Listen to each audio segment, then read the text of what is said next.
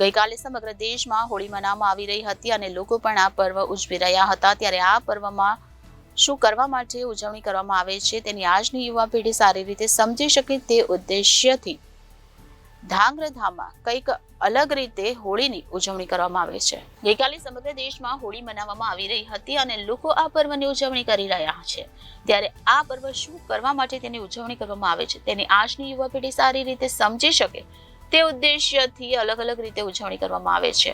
અહીંયા કંઈક અલગ જ રીતે હોળી પર્વની ઉજવણી કરવામાં આવે છે। ધાંગ્રધાના વ્યાસ ચોરા પાસે ભગવતી યુવક મંડળના યુવાનો દ્વારા છેલ્લા 10 વર્ષથી આવી જ રીતે ઉજવણી કરવામાં આવે છે, જેમાં છાણા ગોઠવીને ઉપર હોલિકાનું પૂતળું બનાવીને તેના ખોળામાં પ્રહલાદને બેસાડવામાં આવે છે। આ હોલિકાનું પૂતળું તેમજ પ્રહલાદનું પૂતળું બનાવવા માટે 3 થી 4 દિવસનો સમય લાગે છે અને આ જગ્યા ઉપર રંગોળી પણ કરવામાં આવે છે। ત્યારબાદ હોળીને પ્રગટાવવામાં આવે છે અને તે સમયે પ્રહલાદને દોરડા વડે ખેંચીને બચાવી લેવામાં આવે છે અને આ સમયે લોકો ફટાકડા ફોડીને પ્રહલાદને બચાવી લેવામાં આવ્યો તેનો આનંદ વ્યક્ત કરે છે।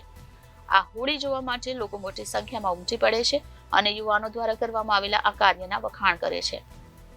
ભગવતી યુવક મંડળના સભ્યો ભાવેશ વાઘેલા, ખુશાલ વાઘેલા, રવિભાઈ શુક્લ, મિહિર ઘેલાણી, સિદ્ધાર્થ સીતાપરા દ્વારા આ કાર્ય કરવામાં આવે છે।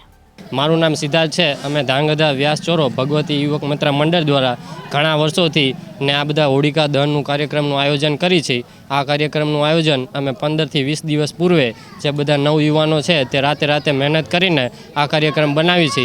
આ જે બનાવવાનો અમારો મેઇન હેતુ એ છે કે આવનારી નવી યુવા પેઢીને હોળિકાનું અને ભારતની જે સંસ્કૃતિ છે, ભક્તિ છે ભગવાનની, એનું મહત્ત્વ ખબર પડે ને આમાં હોળિકા દહન થઈ જાય છે અને પ્રહલાદ બચી જાય છે, તે અમારો મેઇન હેતુ છે। હવે આ જે કાર્યક્રમ છે તે હોળિકા દહનનો તે ધાંગધ્રાની આજુબાજુ વિસ્તારના દૂરથી માણસો જોવા આવે છે અને જે આનો આનંદ માણે છે। આ બનાવતા અમારે 15 થી 20 દિવસ જેવી મહેનત લાગે છે, જે અમે રાતે ભેગા થઈને બધા ભેગા મળીને કરી છે। નમસ્કાર, મારું નામ મહેન્દ્રસિંહ પ્રભાતસિંહ ઝાલા, એમપી ઝાલા। અમે દર વર્ષે અહીં વ્યાસના ચોરે હોલિકા દહન જોવા માટે આવીએ છીએ અને બહુ સારું આયોજન હોય છે। અહીંયા